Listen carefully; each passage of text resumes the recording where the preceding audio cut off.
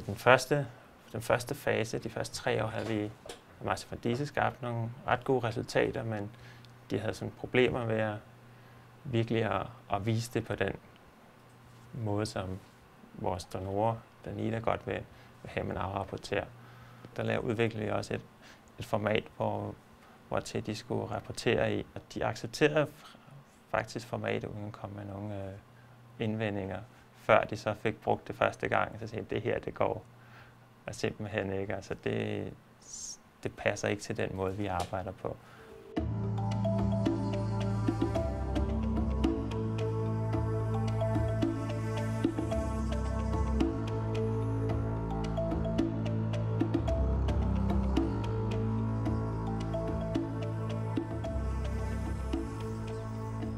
No, I mean, look, the way we've always worked is when we report, we do a detailed narrative report over 50 pages or however long, and the analysis that we make, we draw from different other smaller reports that we have compiled. Whenever we have a workshop or an event or an activity, we do a situational report of that particular event.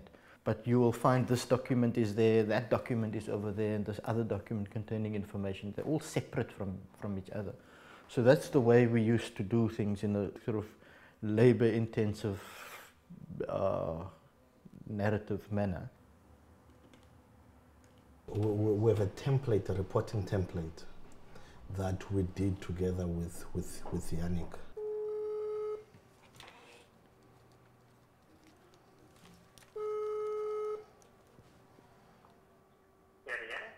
Hi, Yannick. Hello, is it Matt? It's Mandla. How are you? Hello, how are you? Yannick, I wanted to speak to you about the reporting template, man. Yeah? Actually, there is a section where one would have to record where the meeting took place, the year in which the meeting took place, and the type of advocacy, the type of meeting, the authority that we're trying to target, and the theme of the meeting, and whether the goal was obtained or not. Do you still remember that part? Yeah, that's the part about lobby activities at local level. Yes, yes. That section of the template is working very well, because then one is in a position to record everything that is happening within the program as the program proceeds or unfolds. Okay. Yeah.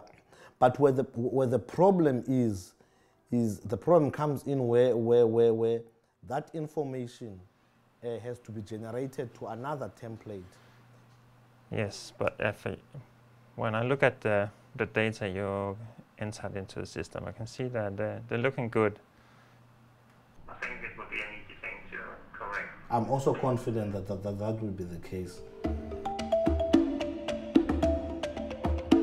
Back in 2005, when we met in Observatory in Cape Town, I remember that it was a little bit stressed because we asked all these different questions, because we have this Danida format, this donor requirements for filling in application forms, and we asked about indicators and this and that, and it was a bit tense in a way. I think the one thing we've learned in the process is indicators is an important aspect or dimension that we've got to build into our work program and into charting the way forward. We've got to be able to measure it.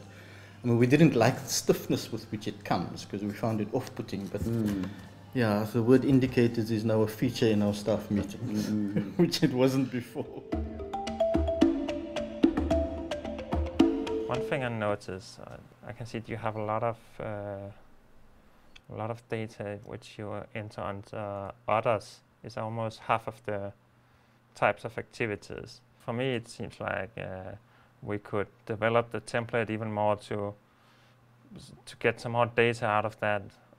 But that's something we can look at when we meet. So I agree.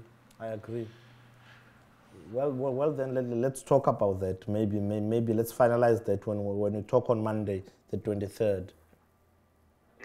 Okay.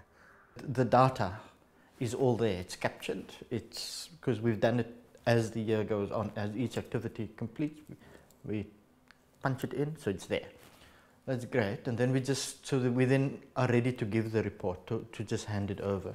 I think the problem we still experience is because we are used to big narrative report that writes out the analysis. And when we work with other people and we have to tell others locally here in South Africa what it is that we've done, if we give them this statistical report, it's not going to tell the story. They then have to sit and do the analysis, and sometimes you have to spoon feed people and help them read a narrative statement so that they can understand more easily.